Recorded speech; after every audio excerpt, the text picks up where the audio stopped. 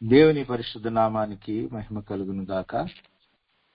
కృపా సత్య సంపూర్ణుడు మన రక్షకుడైన యేసుక్రీస్తు వారి నామంలో ఈ యొక్క ఉదయకాల సమయంలో యేసయ్య మినిస్ట్రీస్ లో ఉన్న ప్రతి ఒక్కరికి ఈ విధంగా దేవుని వాక్యము వినటానికి ఆసక్తి కలిగి ప్రభు సన్నిధిలో నిలబడిన ప్రతి ఒక్కరికి నా హృదయపూర్వక వందనాలను తెలియజేస్తున్నాను.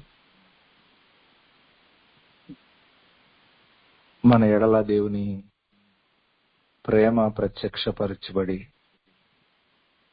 ఈ లోకానికి ప్రభువైన యేసుక్రీస్తు వారిని పంపించటం ద్వారా దేవుడు ఎంతగా మనుషులను ప్రేమిస్తున్నాడు అనేటువంటి దానిని మన జీవితాల్లో మనం గ్రహించటానికి దేవుడు సహాయం చేశాడు. చాలా మందికి ఇంకా ప్రభువైన యేసుక్రీస్తును గూర్చినటువంటి సత్యము చాలా మందికి తెలియదు.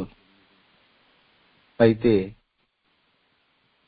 ప్రపంచంలో జరుగుతున్నటువంటి ఈ సంభవాలు, ఆయన రాకడ సూచనలు మన చుట్టూ ఈ యొక్క సంవత్సరాల్లో మనం ఊహించిన దానికంటే అత్యంత వేగంగా జరుగుతున్నటువంటి పరిణామాలను మనం చూస్తున్నప్పుడు ఆయన రాకడ దినాల్లోనికి మనము వెళ్ళిపోతున్నటువంటి పరిస్థితులు కనపడుతున్నాయి. కనుక మనము భౌతికంగా ఏ విధమైనటువంటి బాధ్యతల్లో మన జీవిత గమనాల్లో మనము ఉంటూ ఉన్నా మన ప్రాథమికమైనటువంటి కర్తవ్యము ప్రభువైన యేసుక్రీస్తును అంగీకరించిన తరువాత ఆయన రక్షణ యొద్దకు వచ్చిన తరువాత మన జీవితాలలో దేవుని యొక్క ఆ కృప, దేవుడు మన ఎడల వెల్లడిపరిచినటువంటి ఆ సత్యము లోకానికి అర్థం కావాలి. అందుకే పేతురు తాను వ్రాసిన మొదటి పత్రిక 5వ అధ్యాయము 12వ వచనంలో ఈ మాట చెప్తూ ఉన్నాడు. మిమ్మును హెచ్చరించుచు ఇదియే దేవుని సత్యమైన కృప అని సాక్ష్యము చెప్పుచు సంక్షేపముగా వ్రాసి మీకు నమ్మకమైన సహోదరుడును నేనెంచిన సిల్వాను చేత దీనిని పంపుచున్నాను. ఈ సత్య కృపలో నిలకడగా ఉండుడి. ఆమేన్. చదవబడినటువంటి లేఖనము ప్రభు ప్రతి ఒక్కరి జీవితంలో ఆయనకు మహిమకరంగా నెరవేర్చునుగాక. ఆమేన్. ప్రియులారా, యేసుక్రీస్తునందు దేవుడు మనకు అనుగ్రహించినటువంటి ఆ గొప్ప కార్యమే దేవుడు మన ఎడల చూపించిన కృప. అది మాత్రమే చాలా సందర్భాల్లో క్రైస్తవ జీవిత ప్రయాణంలో లోకము దగ్గరికి వెళ్ళినటువంటి ఒక ప్రాముఖ్యమైనటువంటి సందేశం. కానీ దేవుడు కృప చూపించేటప్పుడు ఆయన సత్యాన్ని కూడా లోకములో యేసుక్రీస్తు వారి ద్వారా ప్రత్యక్షపరిచాడు. ఇది ఒక విశ్వాసి జీవితం ద్వారా దేవుని అంగీకరించిన ఒక సేవకుని జీవితం ద్వారా దేవుని సాక్షిగా నిలబడుతున్నటువంటి ఒక ప్రవక్తో లేక దేవుడు ఏ విధమైనటువంటి కృప ఇచ్చి నిలబెట్టుకున్నాడో ఆ కృప ద్వారా దేవుని సత్యము కూడా వెల్లడిపరచబడాలి అనేటువంటిది పేతురు గారి యొక్క ఉద్దేశము. ఈనాడు లోకంలో కనపరచబడవలసిన ఒక ప్రాముఖ్యమైనటువంటి ఏర్పాటు యేసయ్య మినిస్ట్రీస్ లోను దేవుని సన్నిధానం చెంత కూడుకుంటున్నటువంటి మన యొక్క జీవితాల్లో దేవుడు ఆ సత్య కృపలో నిలకడగా ఉండండి అని దేవుడు హెచ్చరిక చేస్తున్నాడు. ఎందుకనంటే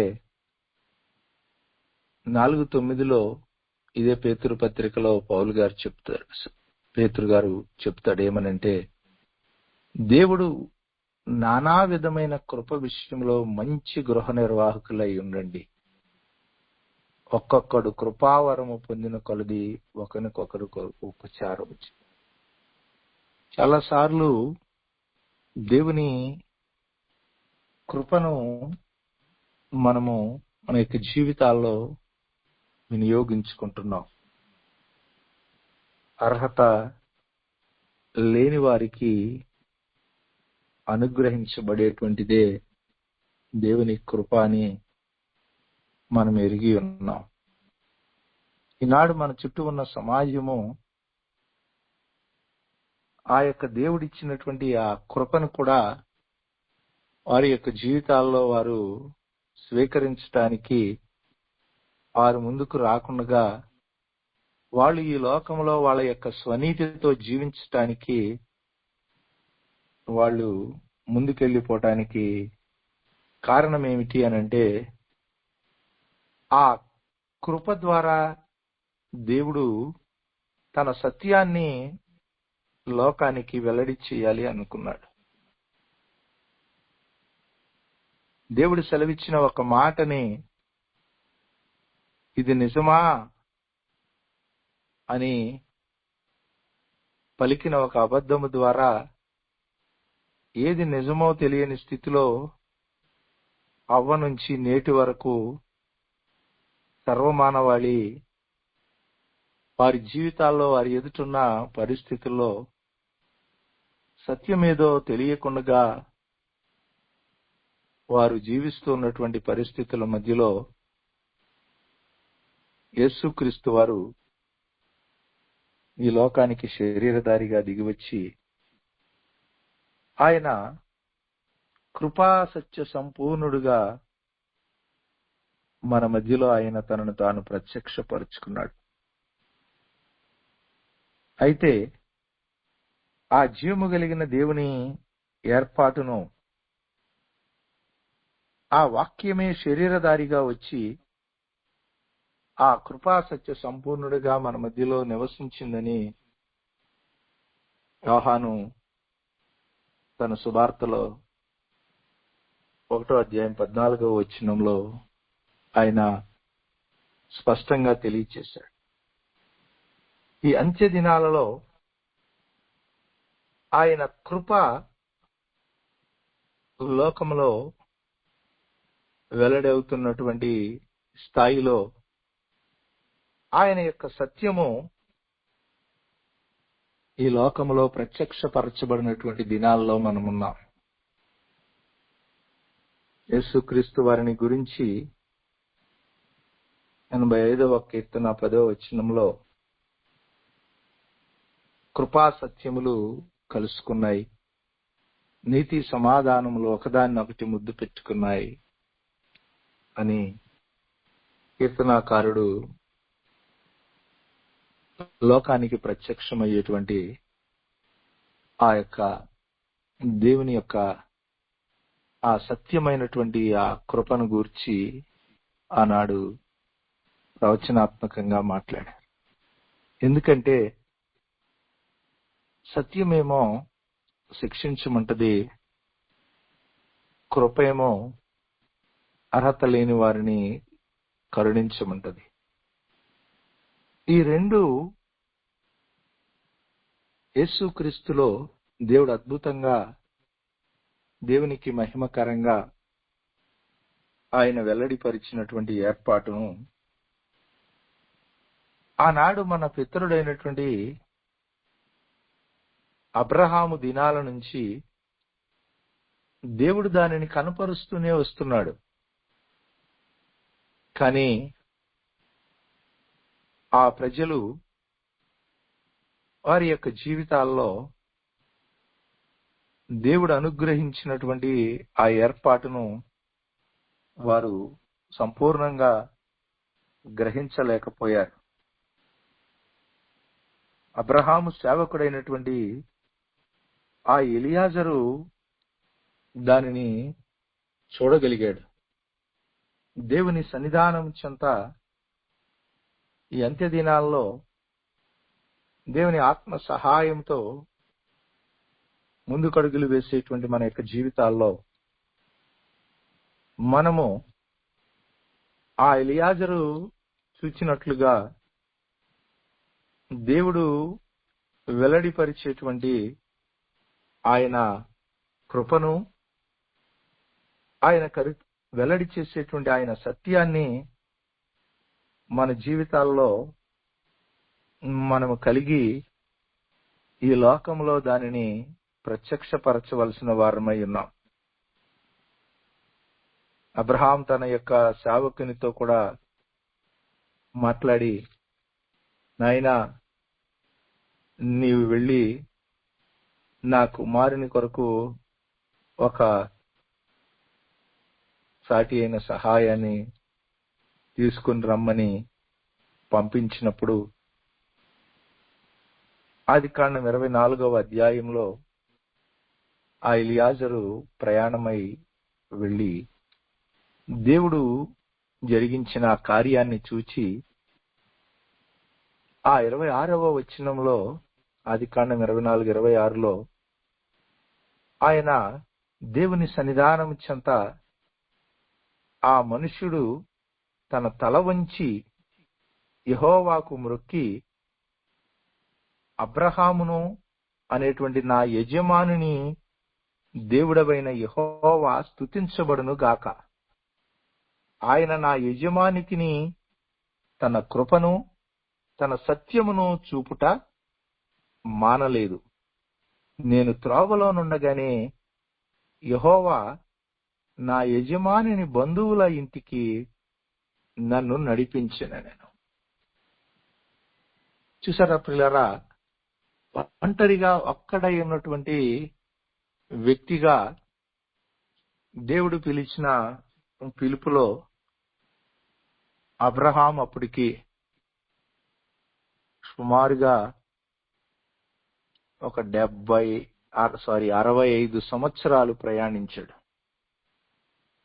ఒక 25 సంవత్సరాలు ఇసాకు పుట్టే వరకు, అలాగే ఇసాకు వివాహ సమయం ఇది.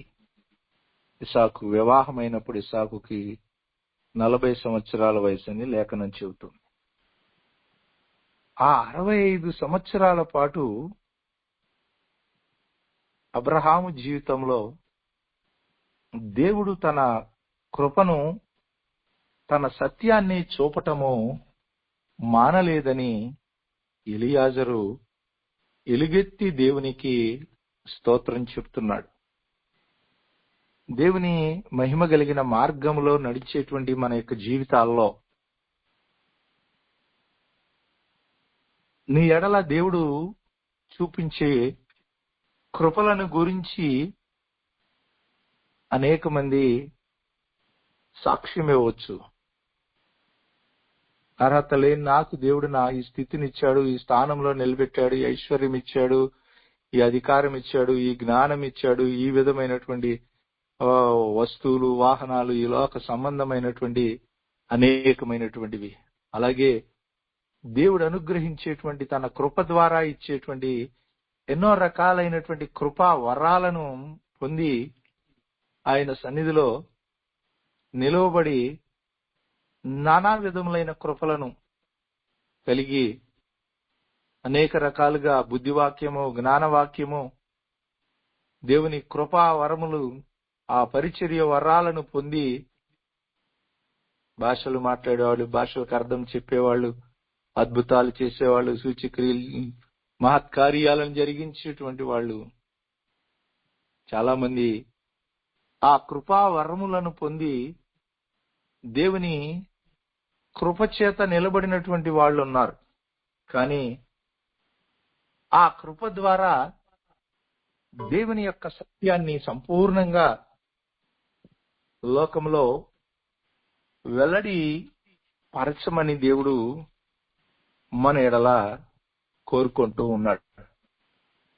ఇది ఈ అంత్య దినాల్లో ప్రజల జీవితాల్లో వెల్లడిపరచబడవలసిన ఒక ప్రాముఖ్యమైనటువంటి ఏర్పాటు.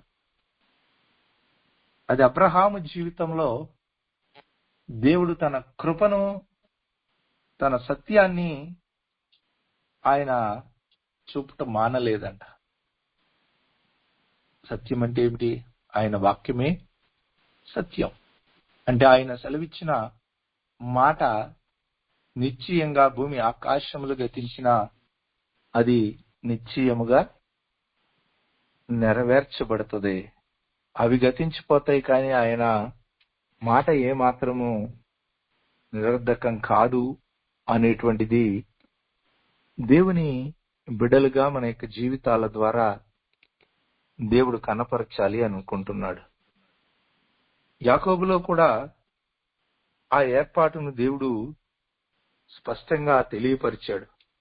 32వ అధ్యాయంలో 32వ అధ్యాయము 10వ వచనంలో చూస్తే, ఆది కాండంలో ఆయన చెప్తాడు, నీవు నీ సేవకునికి చేసిన సమస్తమైన ఉపకారమునకును సమస్తమైన సత్యానికి నేను అపాత్రుడను.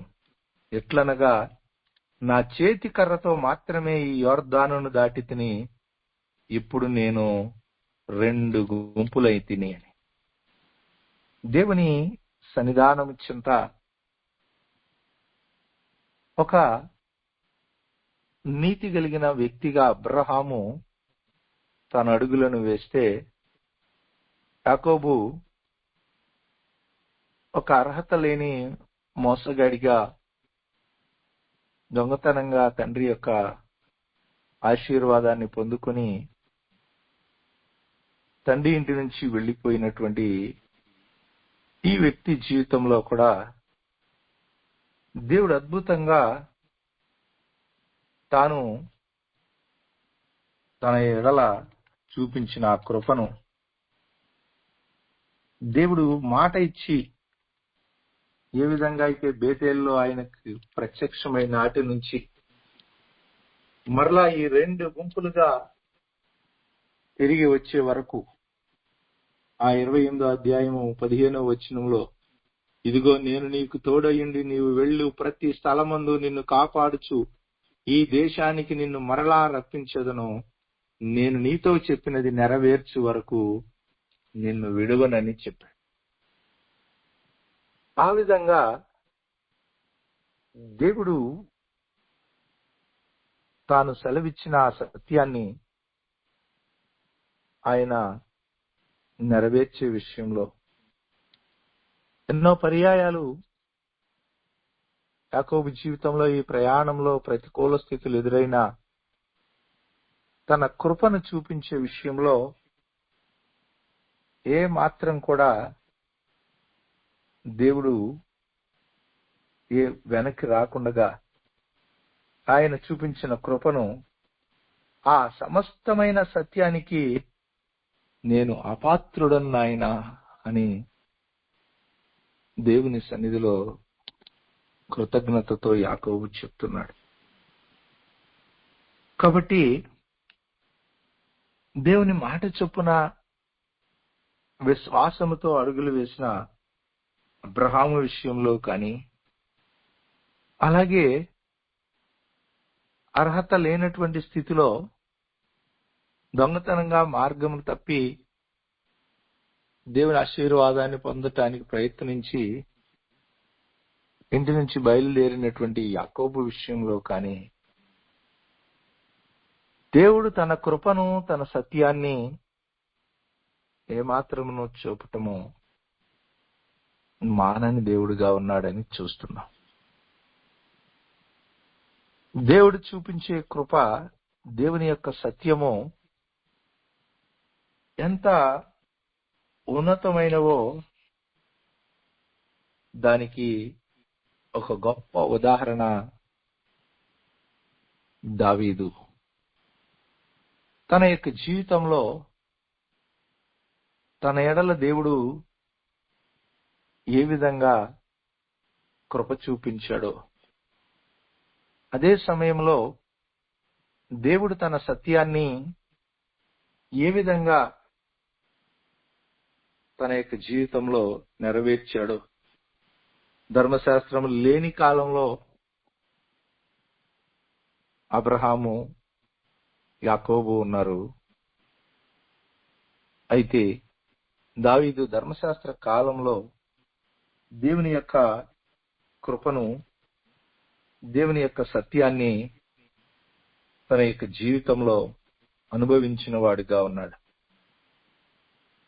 57వ కీర్తనలో దావీదు ఆ సౌలు నద్ద నుంచి పారిపోయినప్పుడు ఆ గుహలో ఉండి దేవుని సన్నిధానం చెంత ఆయన దేవుణ్ణి స్తుతిస్తూ ఈ కీర్తన వ్రాస్తూ ఆయన అంటాడు 9వ వచనంలో, నీ కృప ఆకాశము కంటే ఎత్తుగా ఉన్నది నాయనా, నీ సత్యము మేఘమండలము వరకు వ్యాపించి ఉన్నదయ్యా అని ఈ 57వ కీర్తన 9వ చరణంలో తన జీవితంలో దేవుడు చూపించిన ఆ కృపను, దేవుడు తన ఎడల చూపించిన తన యొక్క సత్యాన్ని తాను గుర్తు చేసుకుని దేవుణ్ణి స్తుతిస్తూ ఉన్నాడు. ప్రియా సహోదరి సహోదరుడా, నీ యొక్క విశ్వాస జీవిత ప్రయాణంలో ఎంతగా దేవుడు నీ ఎడల ఎప్పటి వరకు కృప చూపించాడో, ఏ విధంగా తాను సెలవిచ్చిన మాటను ఆయన నెరవేరుస్తూ ఆ సత్యమందు నిన్ను ప్రతిష్ఠించి నీ యొక్క జీవితంలో ఆయన సెలవిచ్చిన మాటలను ఆయన నెరవేరుస్తూ నిన్ను ముందుకు నడిపించాడో నీ ఒక్కసారి దృష్టించినట్లయితే, నీ ఎదుట ఉన్నటువంటి మార్గంలో ఆయనకు మహిమకరంగా ఈ యొక్క దినాల్లో ఆ కృప, ఆ సత్యము నీ జీవితం ద్వారా ఈ లోకంలో ప్రత్యక్షపరచబడటానికి నీవు ఆ కృపలోను సత్యములోను నిలకడగా నిలిచి ఉండి నీ ఎదుట ఉన్నటువంటి ఈ విశ్వాస జీవిత ప్రయాణంలో అంతవరకు నమ్మకంగా ముందుకడుగులను వేయటానికి దేవుడు నీ కొరకు ఎదురు చూస్తున్నాడు. అదే ఆనాడు ఆదిమ సంఘంతో అపోస్తలుడైనటువంటి పేతురు ప్రతి సంఘ కాపరి చూతున్నటువంటి ఒక ప్రాముఖ్యమైనటువంటి ఏర్పాటు. ప్రభు సన్నిధానం చెంత అలాగ నీవు ముందుకడుగులను వేయటానికి పరిశుద్ధ ఆత్మదేవుడు నీ జీవితంలో నీ ఎదుట ఉన్నటువంటి పరిస్థితుల్లో నిన్ను సత్యమందు ప్రతిష్ఠ చేసి నిన్ను ముందుకు నడిపించడానికి ఈ లోకంలో యేసుక్రీస్తు వారు వెళ్ళిపోయిన తర్వాత ఆయన పంపించబడ్డాడు. అందుకే యేసయ్య ఆయనను సత్యస్వరూపి అయిన ఆత్మ అన్నాడు. ఆ సత్యస్వరూపి అయిన ఆత్మ మిమ్ములను సర్వసత్యములోనికి నడిపిస్తుంది అని అన్నాడు. యోహాను సువార్త 14వ అధ్యాయం, 15వ అధ్యాయం, 16వ అధ్యాయంలో పరిశుద్ధ ఆత్మ దేవుని యొక్క పరిచర్యలను తెలియపరుస్తూ మనము కేవలము కృపను అనుసరించే ముందుకు అడుగులు వేసే వారంగా మాత్రమే కాకుండా దేవుని యొక్క వాక్యపు సత్యాన్ని మనము గుర్తెరిగి మన జీవితాల్లో ఆయనకు మహిమకరంగా ఆ వాక్యము దేవుని జీవము కలిగిన కార్యాలను జరిగించటానికి శక్తివంతమైనటువంటిదిగా అది మన జీవితాల ద్వారా వాక్యపు నెరవేర్పులను మనం పొందుకొని ఈ లోకం ఎదుట మనము నిలబడాలని ఆయన కోరుకుంటున్నాడు. కేవలం ఒక వాక్యాన్ని పట్టుకుని నిలబడినటువంటి ఆ యొక్క ఏలి అనే దేవుని యొక్క సన్నిధానము చెంత మరణము చూడకుండా దేవుడు అతనిని తీసుకుని వెళితే నీ ద్వారా ఆయన సత్యము ఈ లోకంలో ప్రత్యక్షపరచబడినప్పుడు మరింతగా నీవు ఆయన మహిమ కలిగిన ఏర్పాటును లోకానికి వెల్లడిపరచగలుగుతావు. ఎందుకనంటే దేవుడు అనుగ్రహించినటువంటి ఆ సత్యాన్ని ఈనాడు లోకంలో ఆ సత్యవర్తనులుగా నిలవబడినప్పుడు దేవుని మూలముగా తన క్రియలు కలిగినవి అనేటువంటిది లోకము గుర్తెరుగుతుంది. కనుక యోహాన్ అన్నాడు, ఇదిగో నేను ఆ సత్యానికి సాక్ష్యం ఇవ్వటానికి వచ్చానని. మన యొక్క జీవితాల్లో ఆ ప్రభువైన యేసుక్రీస్తు వారైతే నేనే సత్యం అని చెప్పారు. మనము ఆ సత్యమందు నిలిచి ఉండటానికి మన యొక్క జీవితాల్లో మనం సవాలు చేయబడుతున్నాం. దేవుడు సత్యవంతుడని స్థాపించటానికి యేసుక్రీస్తు వారు ఆయనే సత్యంగా ఈ లోకంలో తనను తాను ప్రత్యక్షపరుచుకున్నాడు. ఆ దేవుని సత్యము నా యందు ఉండటం వలన నన్ను నేను మెప్పించుకోవటం లేదు, ఆయనను కనపరుస్తున్నానని 2 కొరింథీ పత్రిక 11వ అధ్యాయము 10వ వచనంలో అపోస్తలుడైనటువంటి పౌలు తన యొక్క జీవితంలో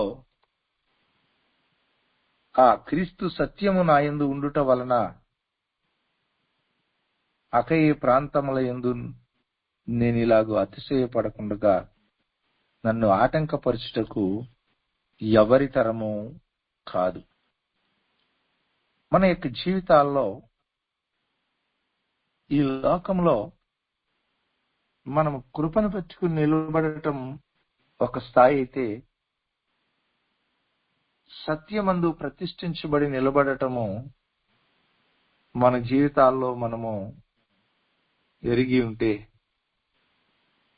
ఆ విధంగా సత్యమందు మనం నిలిచి ఉన్నప్పుడు మనం ఈ లోక సంబంధమైన ఏ విధమైన ప్రతికూల సంబంధమైన పరిస్థితులు మనల్ని నియంత్రించడానికి అవకాశం ఉండదు. కనుక ఈ అంత్య దినాల్లో, ఈ అపాయకరమైనటువంటి కాలాల మధ్యలో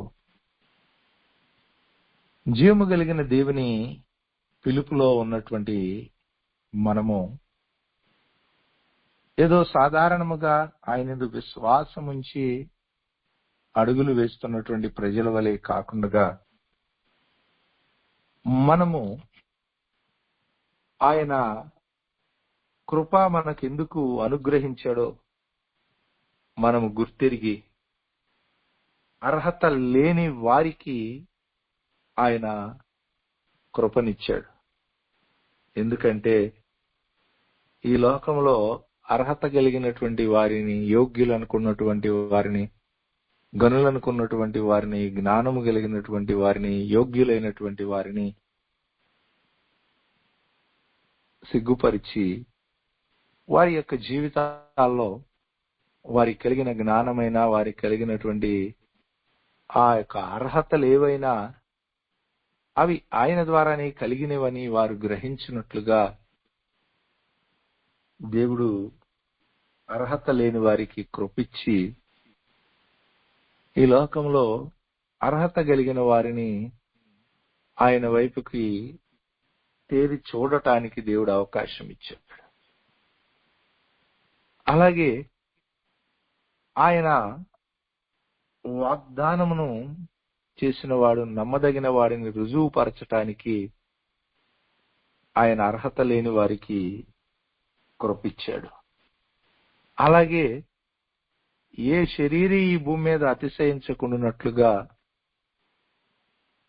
దేవుడు ఆ నీతిమంతులకు, అనీతిమంతులకు దేవుని యొక్క కృప ద్వారానే రక్షణనిచ్చాడు. కాబట్టి ఇది దేవుని సన్నిధానం చెంత మన జీవితాల ద్వారా లోకము గుర్తెరుగునట్లుగా ఈ అంత్యకాలంలో మనం నిలబడాలి. అదే సత్యమైనటువంటి కృప. అలా కాకుండా కేవలము కృప ఉన్నది కనుక నేను పాపంలోనే నిలిచి ఉంటాను, ఆ కృప నా జీవితంలో ఏ ప్రతికూల సంబంధమైన మార్గంలో నడిచినా ఆ కృపలో ప్రవేశము కలిగి ఆ కృప పొంది దాని నుంచి బయటకు వస్తాను అని నీవు ఈ అంత్యకాలంలో నీ జీవితంలో నీవు అనుకుని నడిచేటువంటి దినాలు కాదిక. కనుక ప్రభు సన్నిధానం చెంత ఆయన ఎందుకొరకైతే నీ కృపిచ్చాడో, ఎందుకొరకైతే నిన్ను రక్షించుకున్నాడో, ఎందుకొరకైతే తన అమూల్యమైన రక్తాన్నిచ్చి నిన్ను కొనుక్కున్నాడో, ఏ యొక్క ఏర్పాటు నీ ద్వారా ఆయన జరిగించటానికి ప్రణాళిక కలిగి ఉన్నాడో ఆ సత్యాన్ని నీవు గుర్తిరిగి ఆయన సన్నిధిలో నీవు నిలబడినప్పుడు నిశ్చయంగా యేసుక్రీస్తు వారు అన్నారు, నేను సత్యాన్ని గురించి సాక్ష్యం ఇవ్వడానికి నేను ఈ లోకానికి వచ్చాను, ఈ లోకములో పుట్టాను అని. నిన్ను యేసుక్రీస్తునందు నూతన సృష్టిగా ఎందుకు చేశారంటే ఆ సత్యానికి స్తంభముగా, ఆధారంగా జీవము కలిగిన దేవుని సంఘములో ఉన్న ప్రతి ఒక్క బిడ్డ ఉండాలని. కనుక ఆ సంఘం అనే మహిమ కలిగిన వ్యవస్థలోనికి నీ వచ్చిన తర్వాత నీ యొక్క జీవితంలో ఆ సత్యము నీ ద్వారా ఆయన వెల్లడి చేయటానికి, నిన్ను సత్యంలో నిలబెట్టి ఆ సత్యాన్ని గూర్చిన సాక్షులుగా ఉండటానికి దేవుడు ఎదురు చూస్తున్నాడు. కాబట్టి యేసయ్య ప్రేయర్ సెల్లో ఉన్న ప్రతి ఒక్క బిడ్డ, అలాగే ఈ వాక్యం వింటున్న ప్రతి ఒక్కరూ ఈ అంత్య దినాలలో దేవుడు సార్వత్రిక సంఘం కొరకు ఎదురు చూస్తున్నటువంటి ఆ ఏర్పాటు, ఆ దేవుని యొక్క ఆ సత్యమైనటువంటి కృపలో నిలకడగా నిలిచి ఉండటం. అనేక సందర్భాల్లో ఆ సెల్ఫ్ రైచియస్ కృప దగ్గరకు రానియదు. అనేక సందర్భాల్లో ఎల్లప్పుడూ ఆ కృపలోనే ఉండి సత్యంలోనికి అడుగులను వేయనీయదు. ఈ రెండు ప్రమాదకరమైన పరిస్థితులే. కానీ ఆ స్థితిని దాటి ఒక విశ్వాసి, ఒక సేవకుడు, ఒక శిష్యుడు దేవుని యొక్క ఆ సత్యమైన కృపలో ఆ నిలకడగా నిలబడినప్పుడు నీ జీవితం ద్వారా, నీ యొక్క జీవన సంబంధమైన మార్గం ద్వారా అనేక కోట్లాది మంది ప్రజలకు దేవుని యొక్క కృప, సత్యము వెల్లడిపరచబడుతుంది. ఆ విధంగా దినదినము ఆయనను ఎరుగక ఈ లోకాన్ని విడిచిపెట్టి వెళ్లిపోతున్నటువంటి కొన్ని వేల మంది ప్రజలు ఆయన యొక్క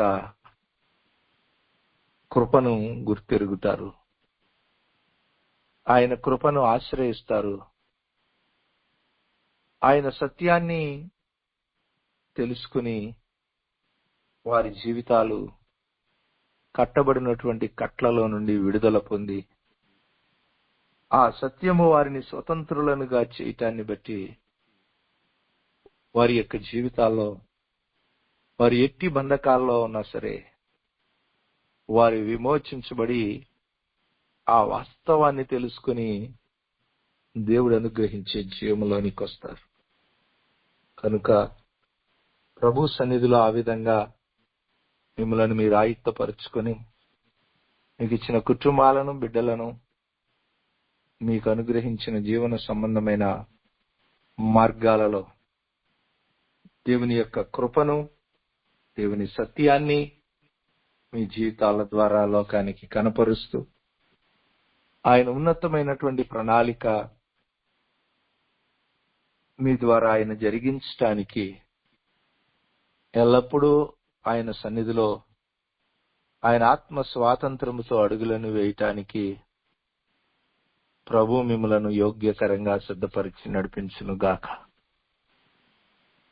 ఆమేన్. అత్యంత కృపయు విశేషమైన కనికరమును కలిగిన తండ్రి, మీకు వందనాలు. నీ సన్నిధిలో నీవు నాయన ఆకర్షించి నీ యొక్క రక్షణలో మీరు నీ బిడ్డలను నిలువబెట్టి నీవు పిలిచిన పిలుపులో ఈ భూమి మీద నానైనా నీ కొరకై ఒక మహిమ కలిగిన విశ్వాస యాత్రలో ఉన్న ప్రతి బిడ్డను మీరే జ్ఞాపకము చేసుకుని తండ్రి, వారి యొక్క జీవితాల్లో వారి అర్హతను, క్రియలను బట్టి కాదు, కానీ కేవలము నీ కృప ద్వారానే వారికి ఇచ్చిన ఈ గొప్ప ధన్యకరమైన స్థితిని వారు గుర్తిరిగి ఆ కృపను నిరర్ధకము చేయకుండా నీ సత్యమందు నిలిచి ముందుకు నడవటానికి సహాయం చేయండి తండ్రి. ఆనాడు యాబేష్గిలాదు వారి యొక్క జీవితాల్లో వారు నడిచినటువంటి అడుగులను బట్టి నిశ్చయంగా నీవు దావీదును పంపించి